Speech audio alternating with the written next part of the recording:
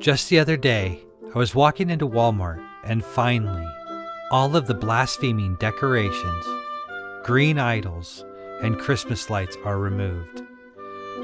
I feel somewhat relieved to not have to hear that music or see people frantically running around, stressed out looking for the junk they don't need. And finally, all of the holiday green and red wrapped candies are gone too. And the evil spirits that were Christmas and New Year's are done for now. As I'm walking through the aisles, trying to remember what it was I was there for, I make a right-hand turn and walk smack into it. Hordes of purple, pink, white, and red hearts everywhere. I feel like I walked into a love trap of sweet candies, stuffed animals, and pillows. I got smacked right in the eyeballs on this one. Ugh. This is early January, too. Christmas and New Year's have barely ended, and they already have the next pagan celebration in your face. There is no rest for this world. I bet some of you out there are already thinking, so what? This is a holiday all about love, and I can make Yeshua my Valentine, and everything will be okay, right? Though I'll be honest with you, not once have I ever heard that in my lifetime. And then there are some out there that might be saying, but it's about St. Valentine's, right? He was a saint. I mean, come on, you're bordering on sacrilegious here. He was a saint. I would ask, whose saint? Was it Elohim's saint? Or a saint of that pagan church that claims to be Christian, the Catholic Church? And today, I will show you that there may have been 3 of them, not just one. And to be honest, you really need to go deeper than that. Saints are not to be worshipped, prayed to, or honored at all. You don't believe me? Go look it up. I am sure if you think it's okay to pray to a saint, then you have not read the Bible for yourself. Okay, let's do this right.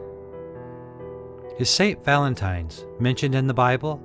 I mean, he is a saint of the great Roman Catholic Church, so he has to be mentioned in the scriptures, right? Not one hint. Maybe Cupid is in the Bible. Okay, I'm laughing a little bit at this one on the inside. Let's search the scriptures for Valentine's Day. Yeah, that's what I thought. Definitely not in there. Well, at least I tried. I guess that means we're going to have to rely on what the world says Valentine's is all about. The following information can be found on history.com website.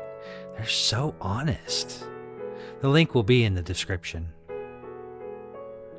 The history of Valentine's Day and the story of its patron saint is shrouded in mystery. Everyone likes a mystery.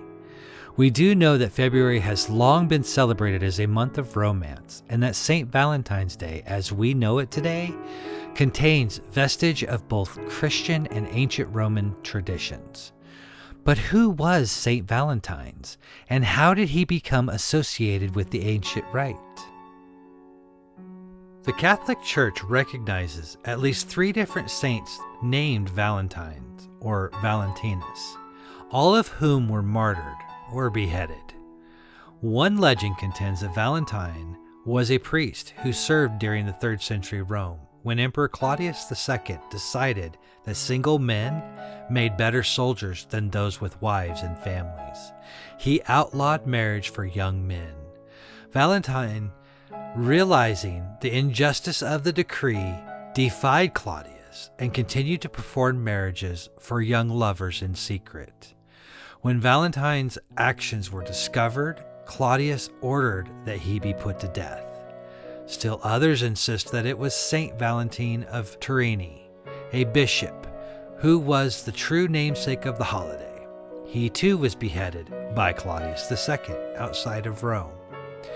Other stories suggest that Valentine may have been killed for attempting to help Christians escape harsh Roman prisons, where they were often beaten and tortured.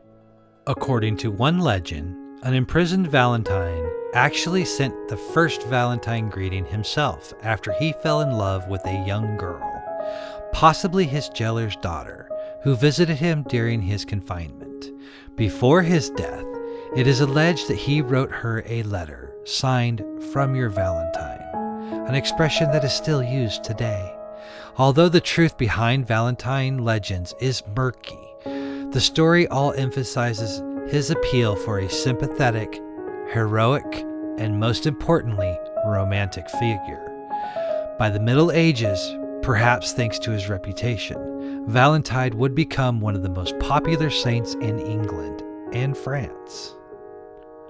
While some believe that Valentine's Day is celebrated in the middle of February to commemorate the anniversary of Valentine's death or burial, which probably occurred around AD 270, others claim that the Christian Church may have decided to place St. Valentine's feast day in the middle of February in an effort to Christianize the pagan celebration of Lupercalia. Celebrated February 15th, Lupercalia was a fertility festival dedicated to Faunus, the Roman god of agriculture, as well as the Roman founders Romulus and Remus. Lupercalia was an ancient pagan festival held each year in Rome on February 15th. Although Valentine's Day shares its name with a martyred Christian saint, some historians believe the holiday is actually an offshoot of Lupercalia. Unlike Valentine's Day, however, Lupercalia was a bloody, violent, and sexually charged celebration, awash with animal sacrifice, random matchmaking, and coupling in hopes of warding off evil spirits and infertility. To begin the festival, members of Luperci, an order of Roman priests, would gather at a sacred cave where the infants Romulus and Remus, the founders of Rome, were believed to have been cared for by a she-wolf or lupa.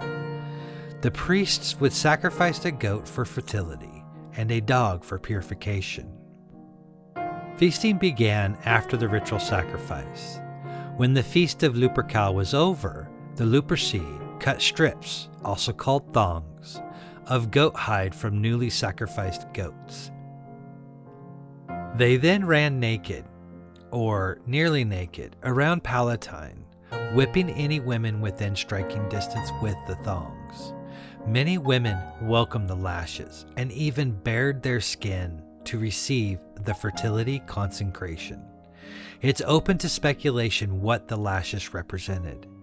During Lupercalia, the men randomly chose a woman's name from a jar to be coupled with them for the duration of the festival. Often, the couples stayed together until the following year's festival. Many fell in love and married. Over time, nakedness during Lupercalia lost popularity. The festival became more chaste. But women were still whipped on the heads by fully clothed men.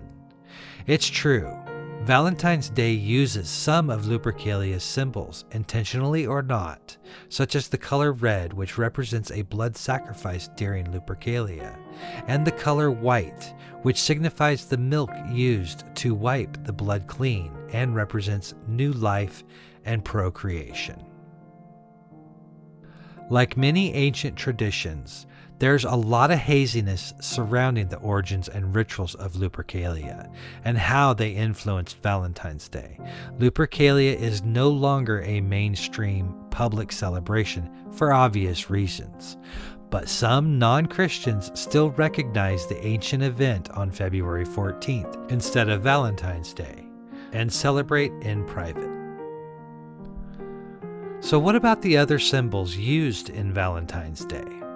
Let's tackle Cupid.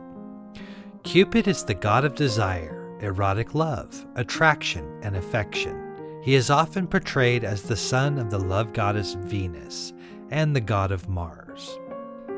Exodus 20, verse 3. Thou shalt have no other gods before me.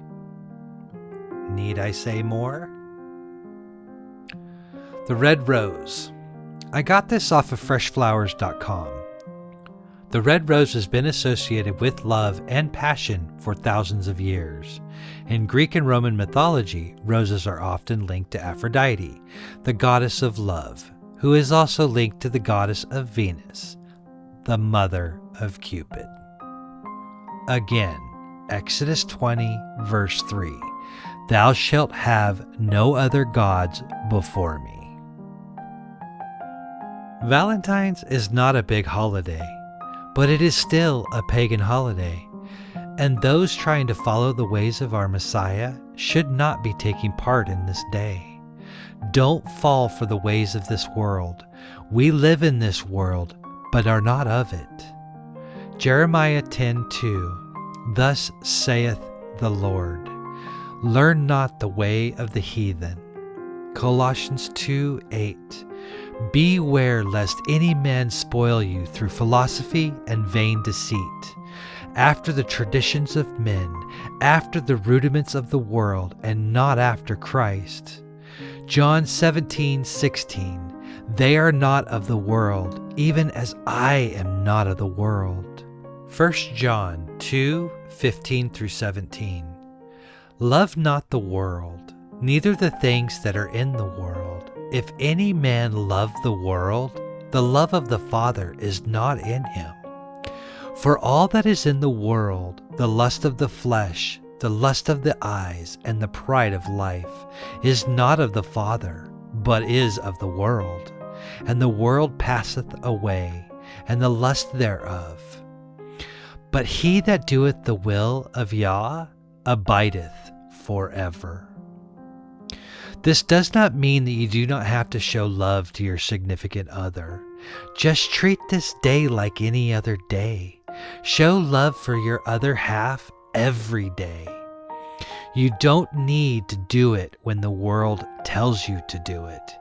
Be set apart. Stop letting the world draw you away from Elohim.